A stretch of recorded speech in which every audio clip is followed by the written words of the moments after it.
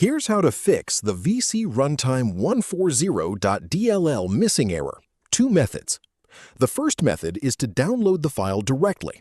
Open your browser and search for VCRUNTIME140.dll download and go to dllfiles.com. Download the version matching your system, 64-bit or 32-bit.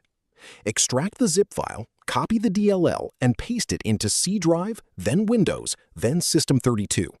For 64-bit systems, also paste it into the syswow64 folder. Confirm any prompts and restart your computer.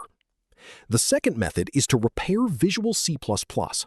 Press the Windows key and go to Settings, then Apps, then Installed Apps. Search for Microsoft Visual C++. Click on the x64 version, select Modify, then Repair. Wait for it to finish, then do the same for the x86 version. If Visual C++ is not installed at all, go to the Microsoft website, search for Visual C++ Redistributable, and download and install both the x86 and x64 versions. Restart, and the error will be fixed. If this helped you out, hit that subscribe button for more straight-to-the-point tutorials on step-by-click.